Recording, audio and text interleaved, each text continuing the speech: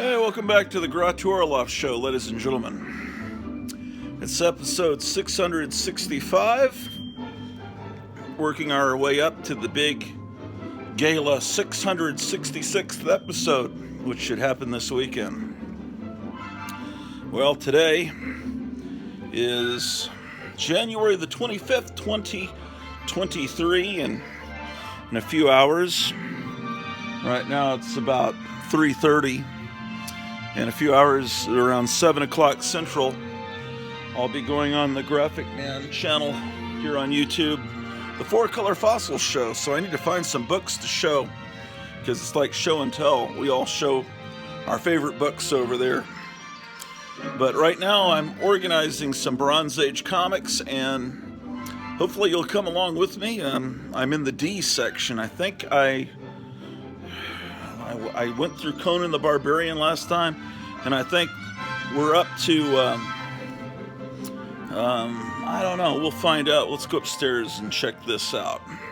Let's turn the lights off because climate change, ladies and gentlemen. Climate change. All right. So, what's left of the big snow from the other day? Let's take a look outside. There's a little bit of snow left. Maybe there will be some snow on Saturday, is what I'm hearing. The Oracle of Delphi told me that. So, yes indeed, yes indeed.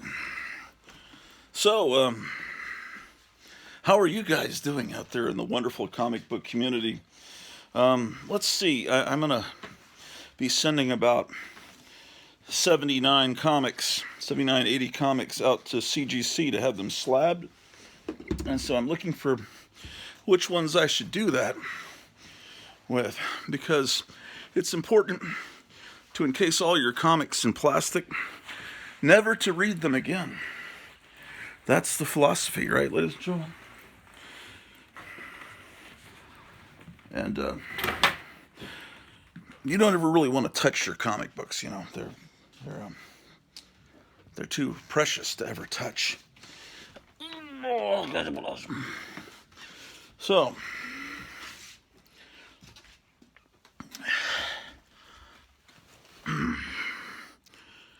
well,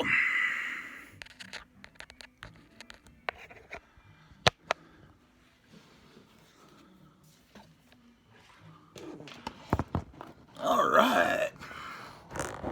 Hold on.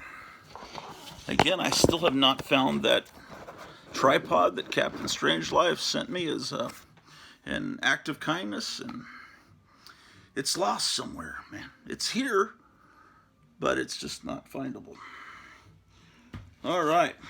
Well, so Conan, King Conan. Oh, we also looked at Daredevil. That's right. I forgot.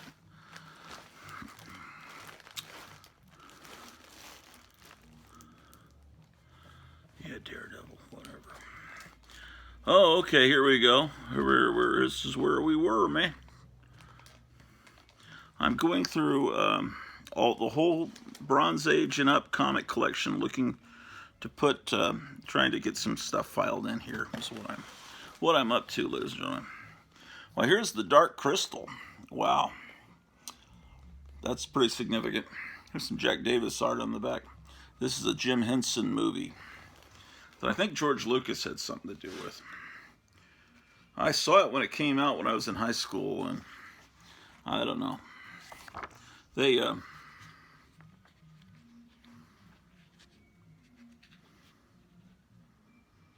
don't know, man. Perhaps this is one of your favorite films. Yes, indeed. Okay, what else we got? That's my wrestling clock. Okay, well, what is this? I have no idea. Oh, Donna Troy in some costume I've never seen her in before. It's something called Dark Stars. I must have pulled this out of a dollar bin just because I liked the drawing on the cover. How about that? I have no idea why I own that. Okay, so this brings us to a wonderful time period, ladies and gentlemen. Well, okay. This is a character that started in X-Men as the Disco Dazzler because they figured disco's popular. Let's make a disco superhero.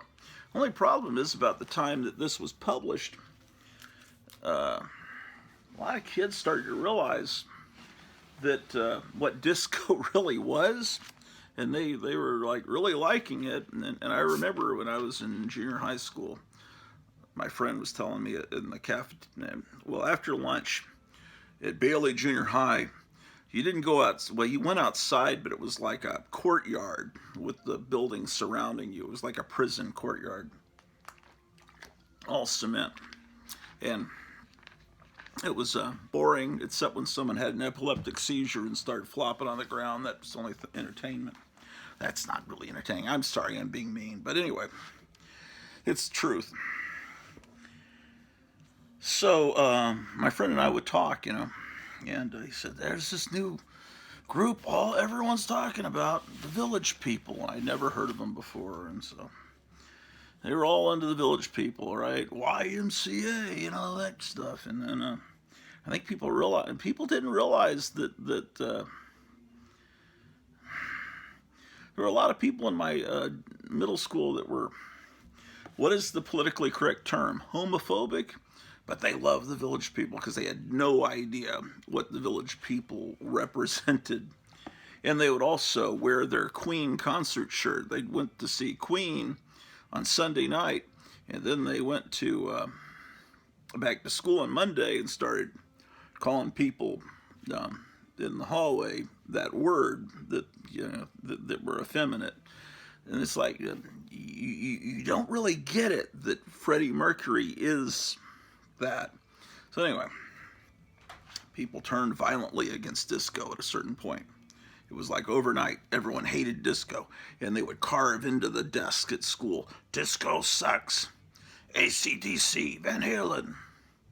And then this one guy that I knew named Casey Orr, he was the only one that would carve Motorhead in. He's the first guy in my, I don't know when he was really into Kiss, but at some point he discovered Motorhead.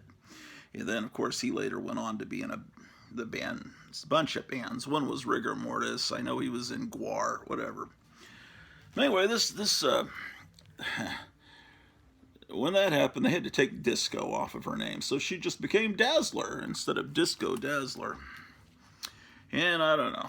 Supposedly, there's a variant copy of this Dazzler #1 where a couple of the pages are printed in black and white or backwards. Something that some idiots care about that make it more valuable. Who gives a fucking shit? I'm so sick and tired of all this key issue crap. There's Dazzler #2. Like, you really care? This is not... I don't know if anyone cares about this. Oh look, I can school you guys about. Look, this is what it would look like if you bought it at the newsstand. You'd have the ugly Mark of the Beast, and then it would look like that. And if you bought it at a comic store, it would look like that. And you'd have a Spider-Man head over the UPC code. Isn't that exciting? So this newsstand copy is a little bit more beat up, and oftentimes that would be the case because people that bought their comics in a comic store were maniacs that kept their comics in perfect condition. People that shopped at newsstands were like, folding it up, putting it in their back pocket, and all that shit. But, at this point, it still, has X-Men connections, and I guess people were buying it. I don't know. I picked them up, like $1. I don't know. This one has people really get into this one because it has Dr. Doom on the cover. It's issue 3. Isn't that exciting? Here's a newsstand copy. Isn't that amazing? A newsstand copy. Oh my God. That's so great. So sick of this shit. 4. This is Dazzler #4. Isn't that amazing? I don't have Dazzler #5, so I might as well just end it all. Who gives... I'm not in a good mood. I need to get in a better mood before I go on Graphic Man show. So I'm not a what is the term? Idiots use Debbie Downer. All these idiots that think Saturday Night Live is still funny. Fucking morons. 6. When did this even come out? 1981. By this point, Saturday Night Live wasn't even funny anymore. I think 81, maybe Eddie Murphy maybe was on then. But the original cast of Saturday Night Live, when they left, it's pretty much the end of the world. Yeah, how about that? So this is Dazzler number 9. And then we go to Dazzler number 17. Okay. It's not exciting. I'm just trying to get through these boxes, man. I've got to get to Defenders to put it, and then I've got to put in a Deathlock comic, and then I have some Detective Comics and Doctor Strange. So those are coming up. But I'm sorry. We'll try to get through these quickly because I know these are just wonderful. Here's a double size issue, 21. It's a key issue because it's double size. Yes, double size, and it's got. And you can't really tell who the model is, but that's actually George Soros wearing prosthetic boobs. A young George Soros with a wig on. Okay, 22. Dazzler. How about that? Another copy of 22. Okay, great.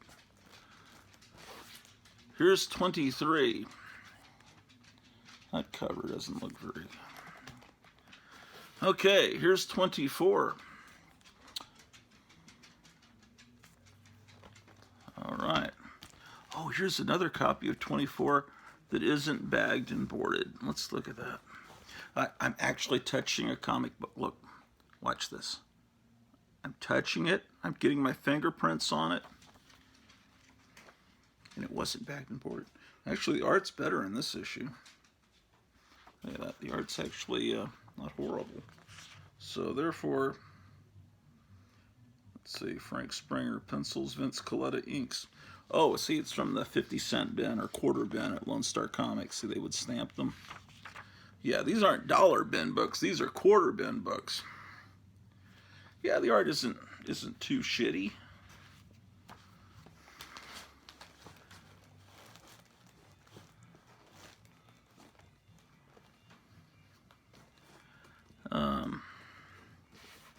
Yeah, wonderful. Here's 25, The Jagged Edge. Oh my gosh. 26. This cover is actually pretty good, I have to admit. 26.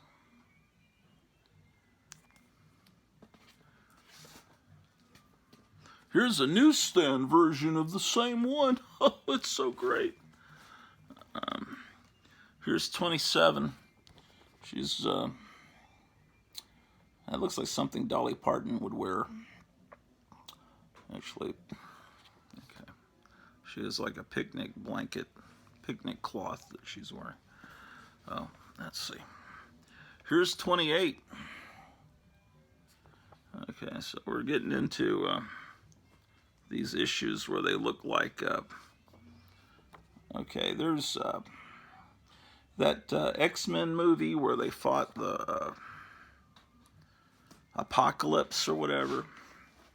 They filmed an episode. They filmed a scene where Cyclops and some of the other teen X-Men go to a mall and they're looking and they pick up that Dazzler album, but it got cut from the movie.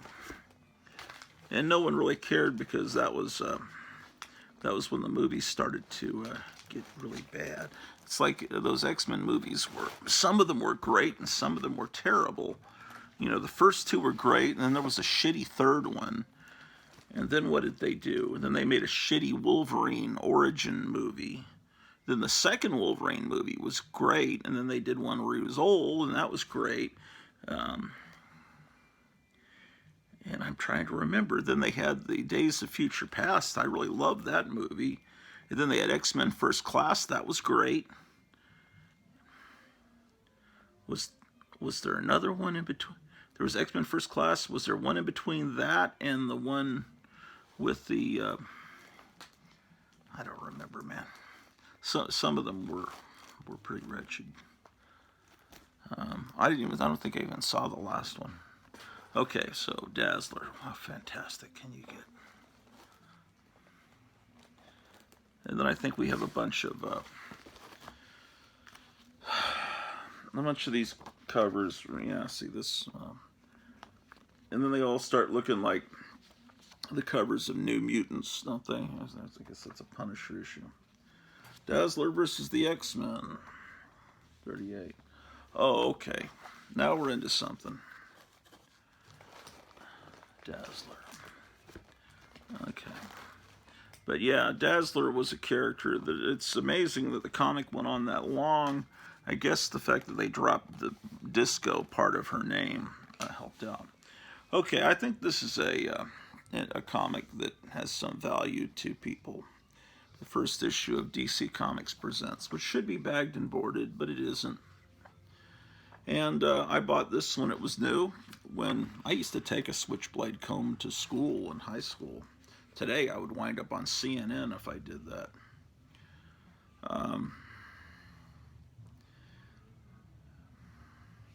Wow! Free bikes, burgers, and candy bars from Burger King. Yeah, I don't know. I think it's a book that people pay a little bit for. Here's issue 2. I remember buying this at Century Bookstore at the Forum 303 Mall on Pioneer Parkway, Highway 303 in Arlington, Texas. A mall that was wonderful at that time, but has now been torn down and turned into an industrial park. This is number 3. Oh, and number 4 had one of my favorite groups, the Metal Men. I hate so much people's attitudes that I'm almost feel like maybe I should just never bag and board these, you know, because it will upset these OCD motherfuckers.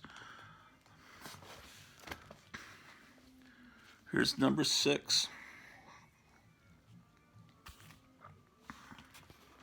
How about that?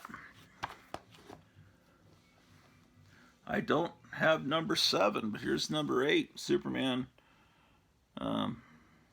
getting beaten up by Solomon Grundy and Swamp Thing. Then I skip over to number 11.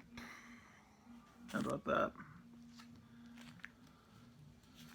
Number 13. There's a new animated movie that comes out, I think next week, with the Legion of Superheroes. That may be okay. Those Disney animated movies have a little bit of a foreign look to them. I think they have some studio in Japan doing, or somewhere in Asia doing the animation to make it appeal to youngsters. But yeah, so yeah. Here's number 18. It's a valuable key issue. So yeah. Zatanna, that's not the best outfit for Zatanna. Come on. Then I skipped to 21, which is another key issue. I only buy key issues, ladies and gentlemen. That's the only way to go, man. Buy the key issues and slab them. And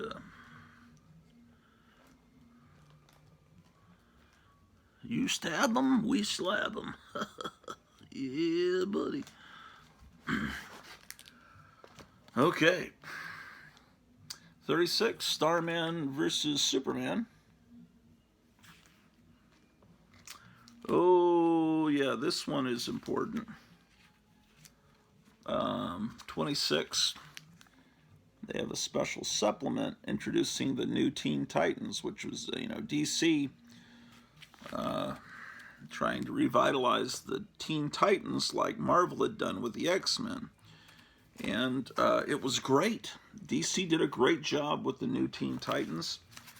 And what's weird is that that's been turned into a cartoon several times that was popular. It's a live-action, R-rated, pretty good, but I don't know why. Oh, forgive me for this stupid shirt. This was not my idea. It was just the only clean shirt I had. This is from a school years ago where they were trying to make writing seem cool to kids. Didn't work. Anyway, they like those superhero movies. Let's say the writing is my superpower. Okay, so what the fuck am I talking about? Oh, Teen Titans. Okay, so they make this R-rated show. It's pretty good, but they really could have just skipped the blood and the tits and ass. A lot of male ass, unfortunately. And made it something that kids could watch. Anyway, I think it's still on the air. My wife and I have to get caught up. We're several seasons behind. But anyway, so why aren't the new Teen Titans comics worth more money? It's very strange how they don't go up in value.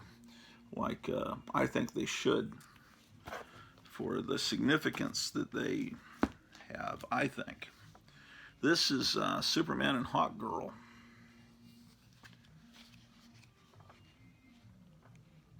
Yeah. Here's Superman and the Joker, and they have a little supplement. They're revitalizing, revamping Wonder Woman with Roy Thomas, Gene Colan, and Romeo Tangal. They have a 16-page supplement in there.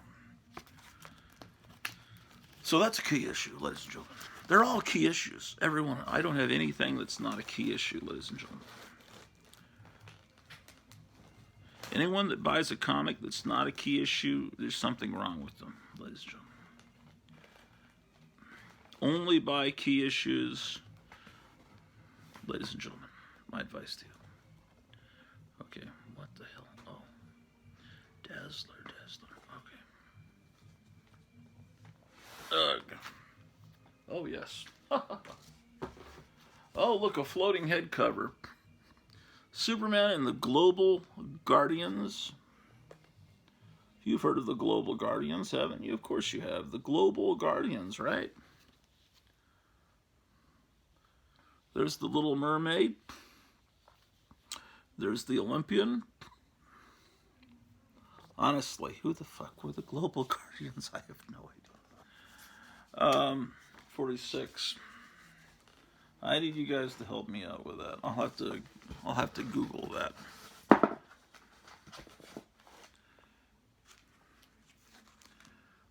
51. Superman and the Atom.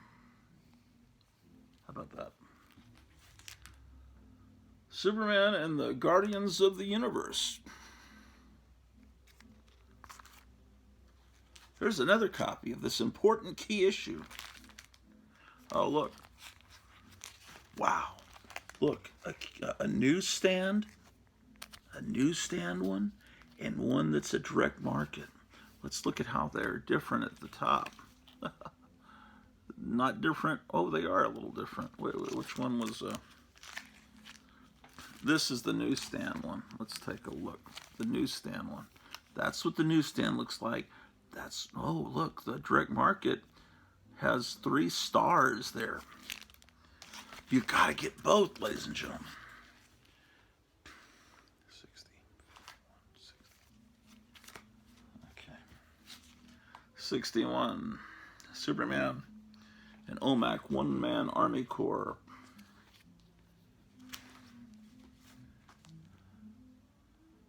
64. Superman and Commandy. They're trying to see if they can make these Kirby heroes work this time. Kirby came up with these great ideas, but they just, well, Commandy sold. OMAC was only around for a few issues, but DC owned these things that Kirby created, but they kept trying to see if they could pump new life in them. Here's Superman and Madame Xanadu. We're up to issue 65. Here's 66, Superman and the Demon. Superman and Vixen. Oh, look at that, a Gil Kane cover. Let's look at his signature, how he really stretched it out. Okay, Superman's back with the Metal Men in issue 70. But I gotta find something to show on tonight's Graphic Man channel. Here's 80. Superman and the Legion of Superheroes. There's Superman and the Challengers of the Unknown. There's a Kirby cover. Oh, actually, it's Jack Kirby and Greg Theakston doing the ink on it. I've got 2 copies of that. There's Superman and Superboy, number 87. I've got a couple copies of that. Okay, fantastic. Oh man, what have I done? So anyway, isn't that amazing? DC Comics presents. I've got to move this box to the other room. Oh, but seriously, what am I going to show tonight? Everybody always has these amazing comics to show, and I always just like, well, here's a wrapper from something I found on the floor. Here's a bottle cap that I found in the dumpster. Well, they're showing all this great pre-code horror stuff and old amazing Golden Age comics. Here's a bloody tampon I found floating in the toilet. Look, it's signed by Gil Kane. All right. How about that, ladies and gentlemen? Okay. Okay, let's go into the other room.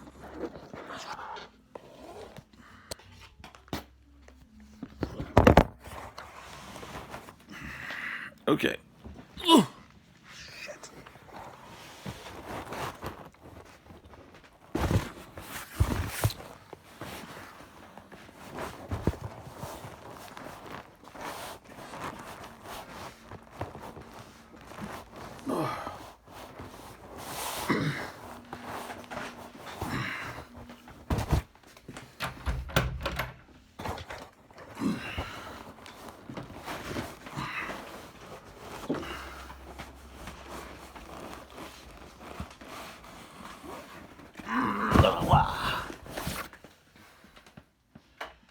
Okay, is this the next box?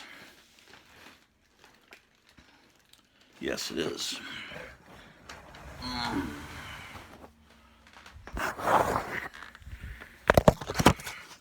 Looks like we're getting close to the Defenders, ladies and gentlemen.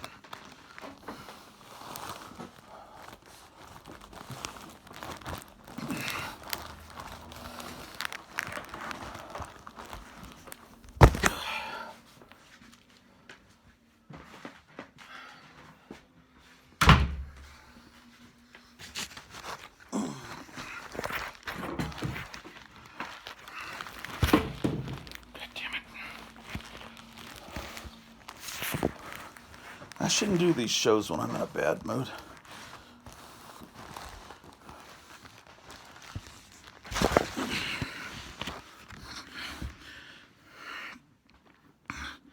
I get in a bad mood when I see too many comics slabbed. Just can't stand it. Too many shows, people are speculating and only buying key issues.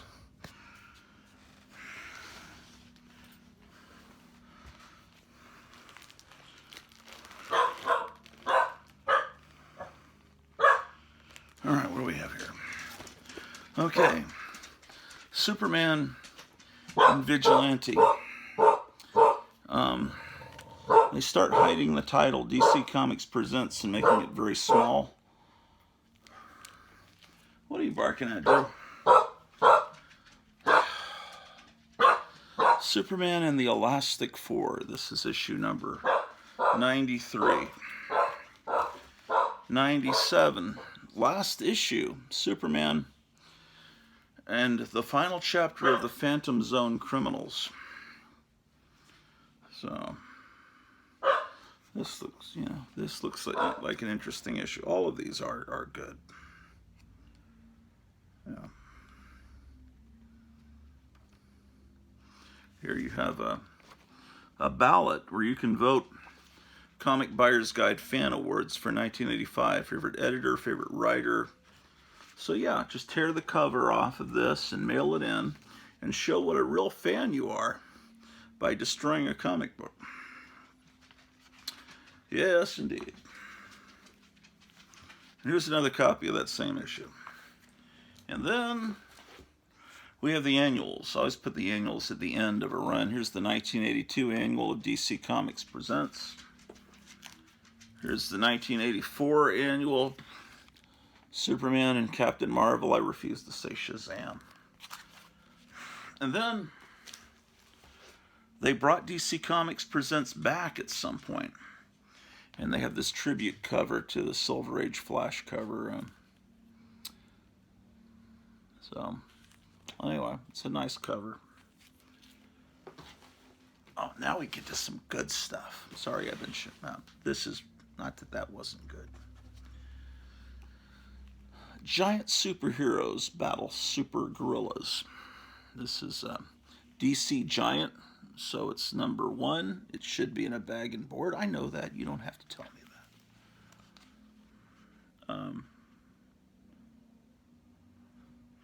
Actually, if you look here, the title is Superheroes Battle Super Gorillas, but it's actually called DC Giant. And see, it's clearly reprints of old stuff. So in the 70s, you find a comic that reprints stuff from the 50s and 60s, like here's this, that's kind of disturbing picture there. The Kama Sutra. Barry Allen and the gorilla there, different positions. Yeah, stuff that looks like this, that was very exciting. And to me, and it's just a lot of fun. This Flash story. This Flash, Carmine Infantino story.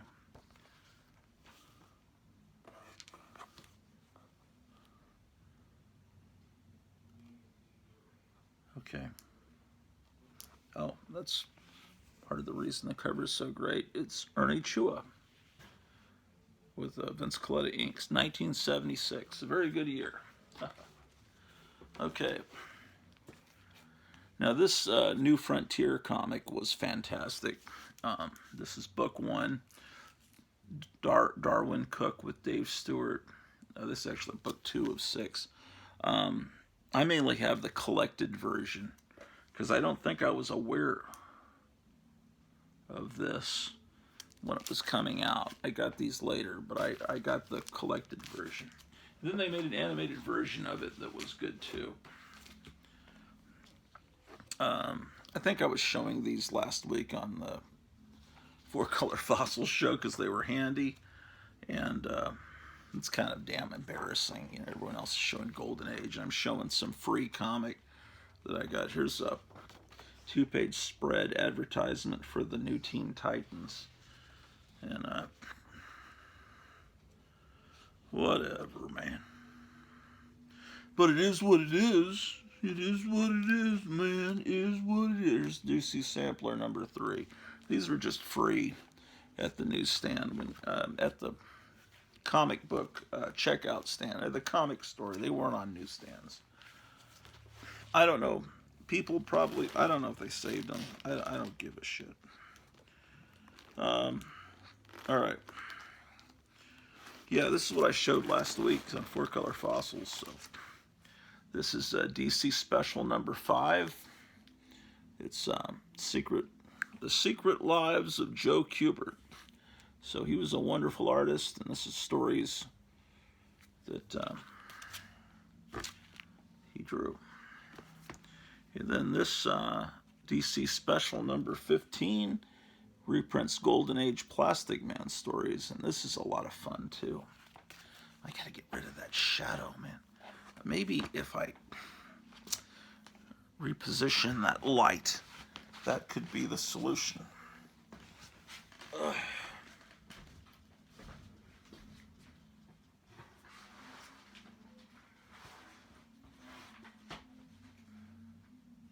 Oh, maybe I can show this shit on the show tonight.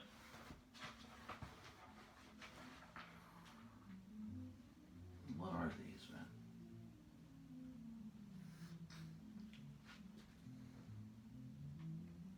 Oh, that's broken. It's terrible.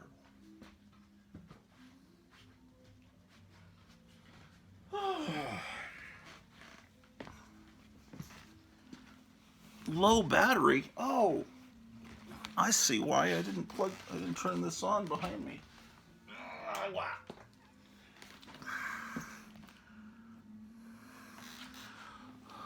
Okay. All right. Then I have 2 copies of this. This is actually DC Special. Superheroes Battle Super Gorillas. Let me adjust that light.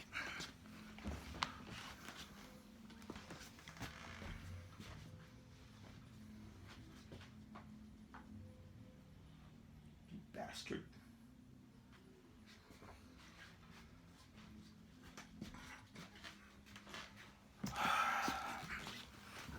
Okay.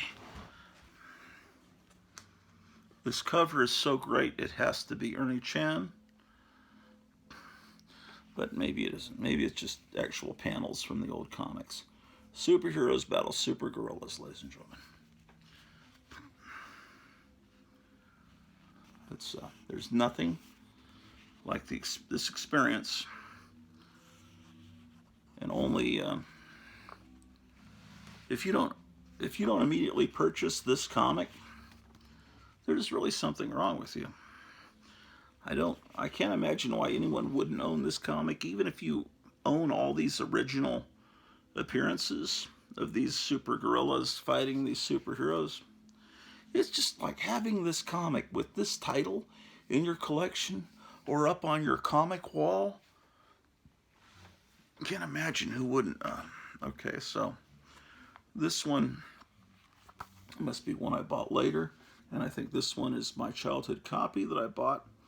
And one thing I would do is I would always make sure the spine was perfectly, so this one I would compare all the comics on the rack at the 7-Eleven. See, this one isn't perfectly aligned. Not that it matters, but I always had an eye for that even as a kid.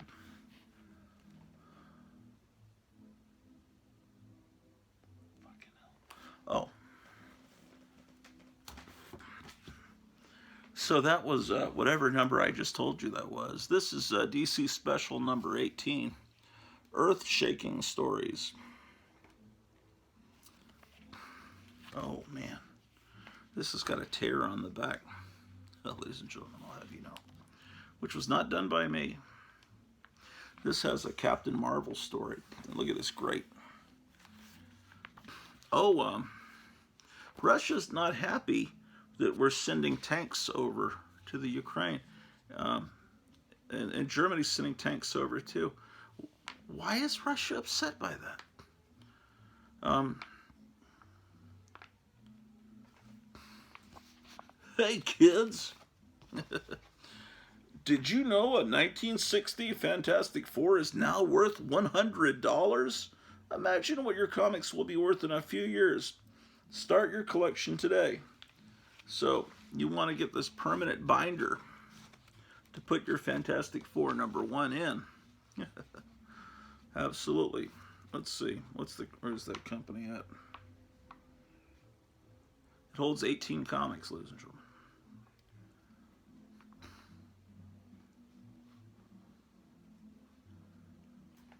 This is just beyond words great.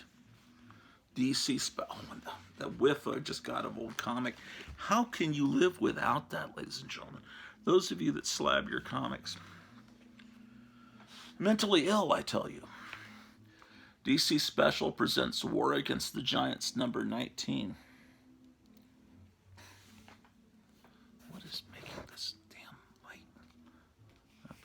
How about that, ladies and gentlemen?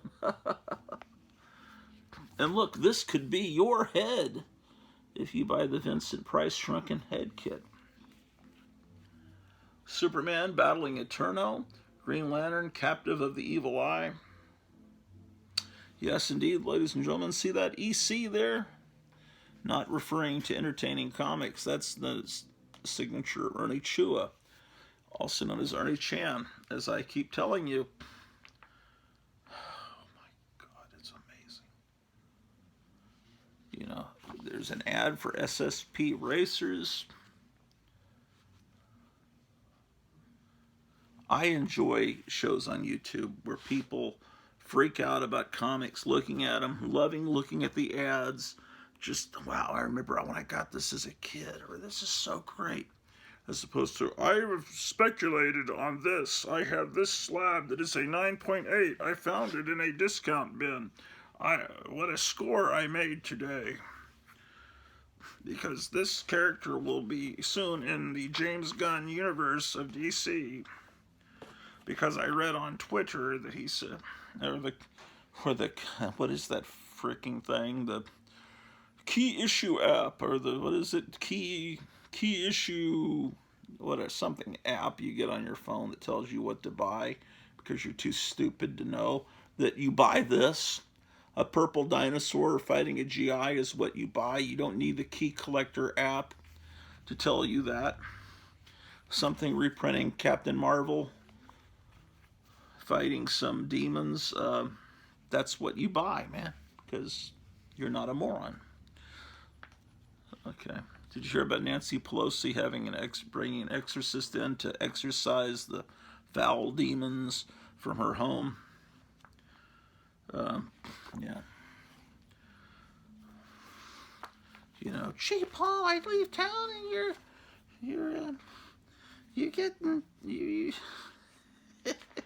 you bring someone over to fuck him up the ass, and he starts hitting you on the head with a hammer. What's that going to do for my political career?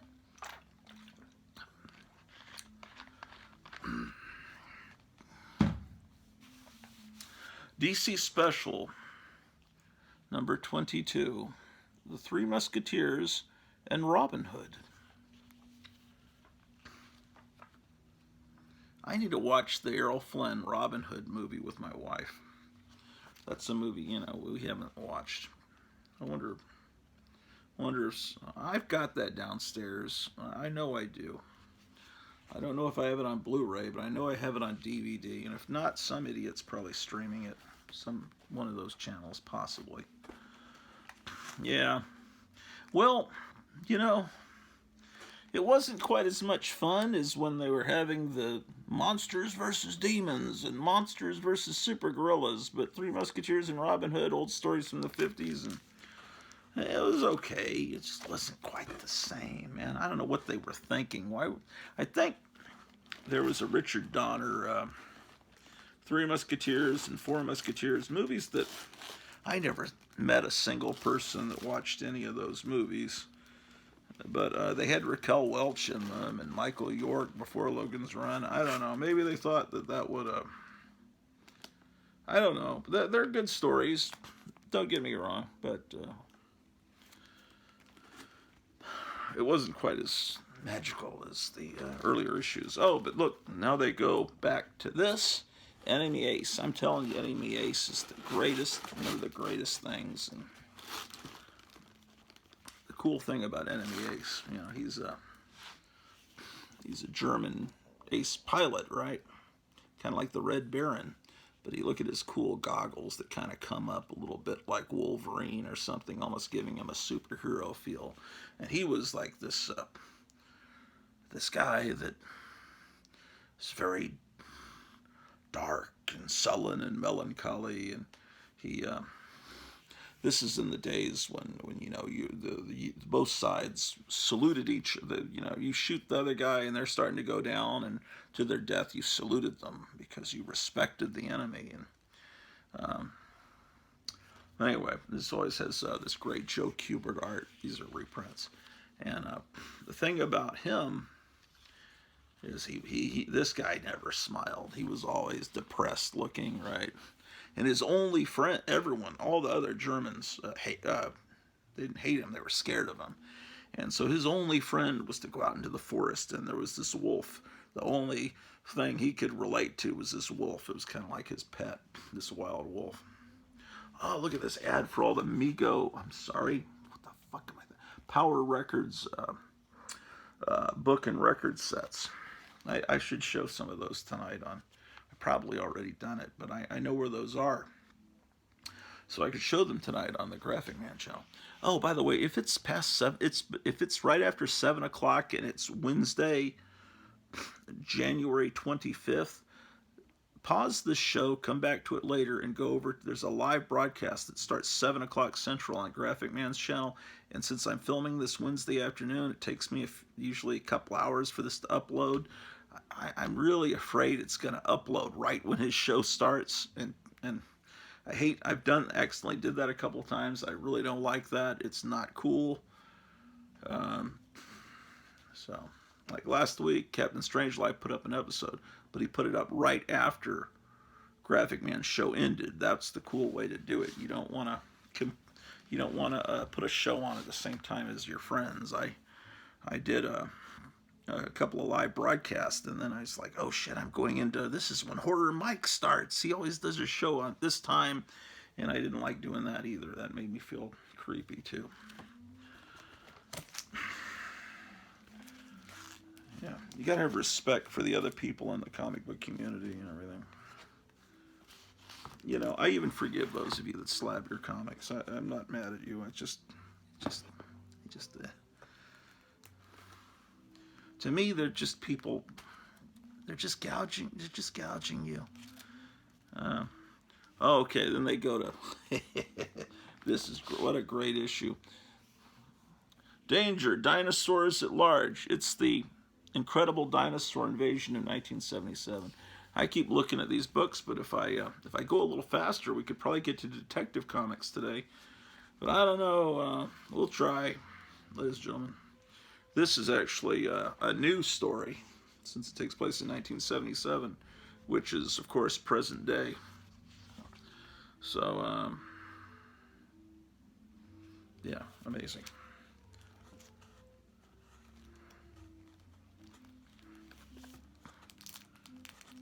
Oh, and then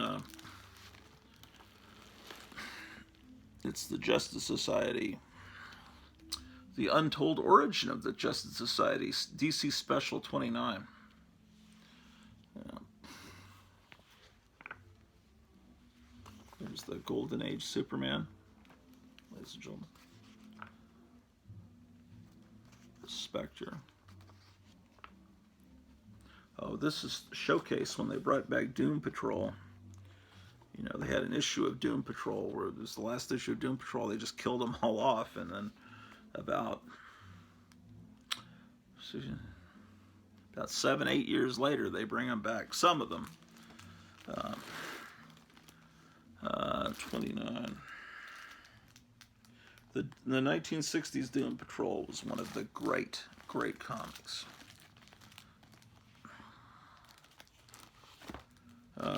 Okay, here's some cool stuff. DC 100-page spectacular Superman. This is a pretty common one. I see this pretty often in stores when I am actually able to go to stores. That one seems to, that must have been a big seller. Here's now this has all this Golden Age stuff. It has the Spectre, Black Canary, Dr. Midnight, Blackhawk, some of the covers on the back. Here's Flash, you know, and some of the covers on the back. You know, this was an amazing thing to get this stuff in the 70s. These wonderful. Okay, and then there was this comic, DC Superstars. There were a lot of reprint books in the 70s. Marvel and DC were competing against each other for the market, and they put out a lot of reprint books to try to knock the other one off the stands, overwhelm them, print more. So DC Superstars is a reprint book that reprints Teen Titans stories. So I guess that's reprinting the first Teen Titans story, I suppose. Well, no, maybe not. Anyway, that's great stuff. Lots of fun to read. DC Superstars #1. Let's see, I have 2 copies of that. You don't need to see both of them. I mean, there's no point in that. I apparently don't have issue 2, but I have, looks like I have several copies of issue 3, which reprints, which is Superboy and the Legion of Superheroes. Yeah, I have 2 copies of that. And then #5 is The Flash. Wow. Oh, here's another one without a bag and board. Let's look inside. Look, I'm touching the comic.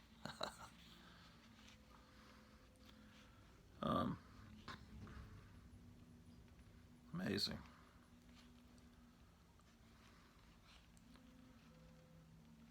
Yeah, it's just reprinting 60s stuff. It's just, wow. I'm starting to get the Silver Age fever. I just wish I could afford more of those books, but there's just no way to do it. There's supposed to be, you know, my retirement check each month. They apparently haven't given a cost of living increase in like 18 years.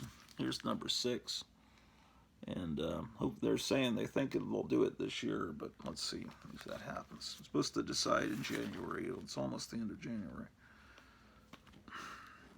Here's 7, an Aquaman issue.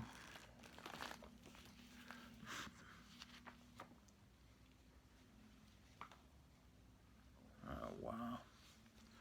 This ad for the haunted tank.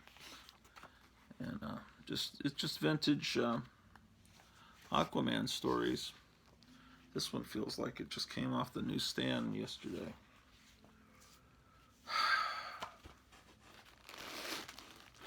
I'm starting to get in a better mood going through these comics.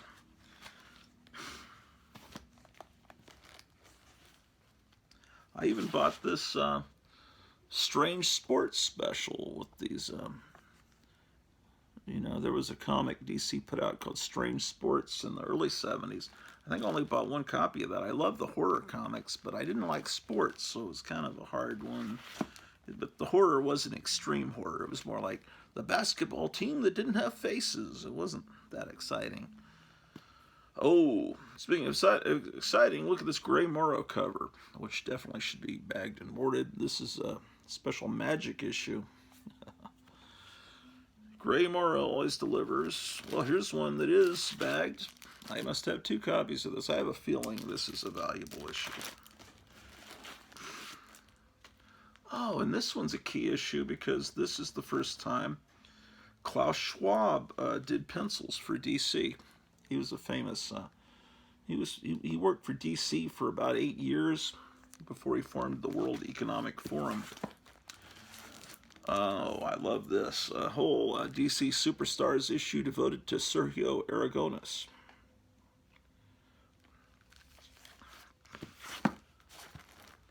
There were these assholes, motherfucking assholes. This is why I hate these people. At a convention, comic convention. Must have been about 92, 93.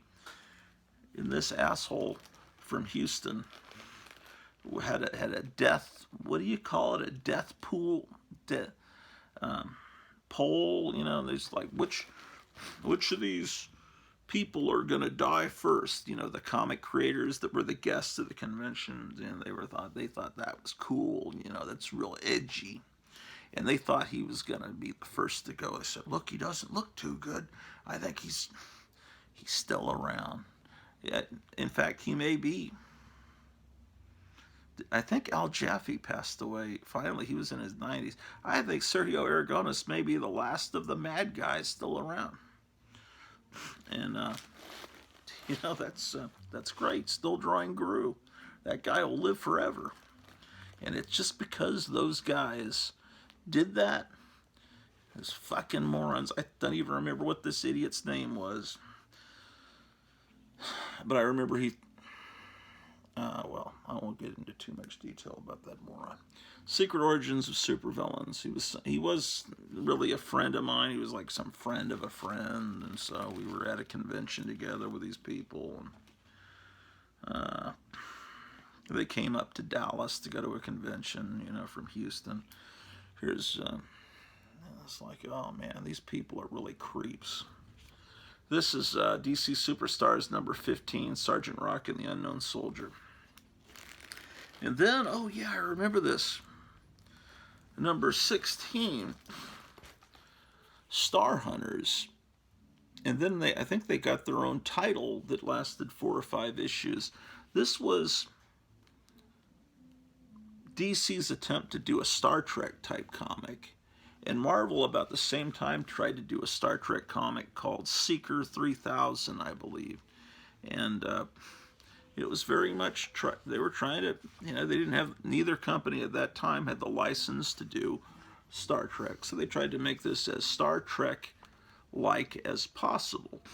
And I remember enjoying this now. That's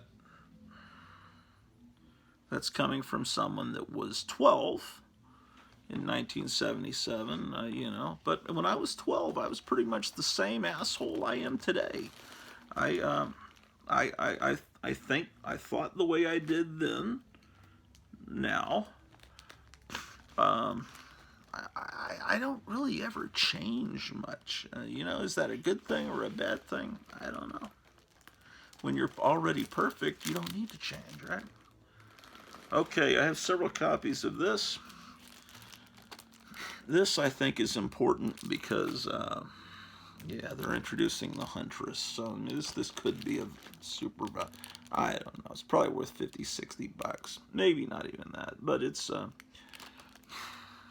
I bought this at Lone Star Comics, which is mycomicshop.com. Do you see up there next to the 17? Do you see in pencil it says VG? They labeled this very good in the store. Early 80s, whenever I bought this, that's what they said it was. So I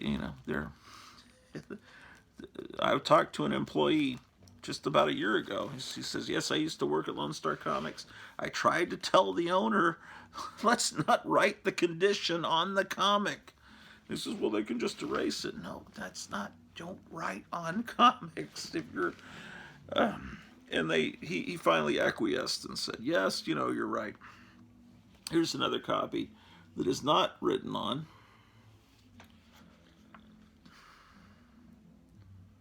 Oh my goodness. They're trying to make the art look a little stiff to try to look like the Golden Age art, but that's not the way to do it. I don't know. Yes, well, here's how the sketches for the cover, and here's the story. Basically, the Huntress was the alternate Earth, the Earth where, the Justice Society, and Batman, the older Batman marries Catwoman, and they have a child, the Huntress. And, ooh, look at that. That's pretty cool looking. And it was the Huntress, and they have a different origin story for her now, post Crisis on Infinite Earths, which torpedoed everything. Yeah, this DC Superstars comic is a pretty damn cool comic, and I don't have the complete run of it. I'm sorry, but I get so sick of hearing all this comic book terminology. It's like LCS, OC, what is it? OTR, off the rack. Is that what it is, OTR? To me, OTR is old time radio. And LCS, isn't that Mormon? No, that's LDS. Okay, anyway. To me, CRT is still cathode ray tube. I can't get used to all these acronyms. Okay, here's DC Superstars of Space, which is a different comic from DC Superstars. This is number 2. This reprint sold Adam Strange stories, stuff from Strange Adventures. You got Hawkman, all kinds of cool stuff. So lots of reprints comics, as I said, in the 70s, which was wonderful, wonderful part of the 70s. The other great thing was in 1971 when the Comics Code, after, let's see, 55, after almost 20 years of being around since 1955, in 1971, the Comics Code of Authority, these people said, okay, you can have vampires and ghouls and zombies and werewolves. It'll be okay. And so that's when everybody went ape shit and putting out all these horror comics. And that was wonderful because I was into monsters, and all of a sudden everything was monsters. There were monsters in the romance comics. There were monsters in the Archie comics. There were monsters on the front of the superhero comics. Another, see, the sign of quality. This Ernie Chua, he was always there to provide an amazing cover. So you have Space Ranger, Captain Comet. When I plan to retire before 50. Yeah. Yep. Adam Strange. I have no idea what I was just talking about. Something interesting, I'm sure. Oh, all those horror comics. It was great. Sure was. Okay. Now, this DC Superstars of Space, we just saw it, but I think what I did is I filed that under DC Superstars. Let me go back. As I didn't realize that's a separate title. 5.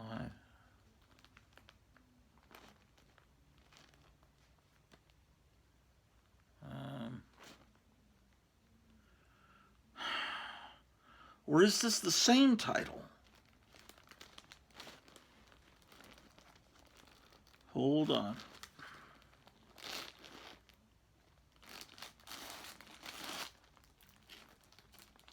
You know, I think it's one title. Because DC Superstars of Space, I've got issue 4 over here. Where was that? Yeah, I think I've been... Yeah. Okay, so I actually have more of a run of DC Superstars than I thought. I thought the title of this was DC Superstars of Space. No, it's just DC Superstars. So that means I have issue 2. So let's see. I have DC Superstars 1 with Teen Titans. And then I went to 3 with Superboy and Legion of Superheroes because this was 2. You guys have probably been trying to yell at me through the TV, trying to tell me that the whole time. Then 3. Then I went to 5 because this one was 4, which I don't know if I showed you or not. Then there's 5, which was the Flash. Yeah. And then there's 6, which is this, which we just saw I have 2 copies of. Then I have 7, which was Aquaman, which I showed you. I have 2 copies of that. And then I go to number 10, which is the Strange Sports Stories. But in between, damn you, Ernie Chua, you are such a great artist. He is so phenomenal. I mean, it's so great. I mean, it's great. It's like something out of the golden age. It's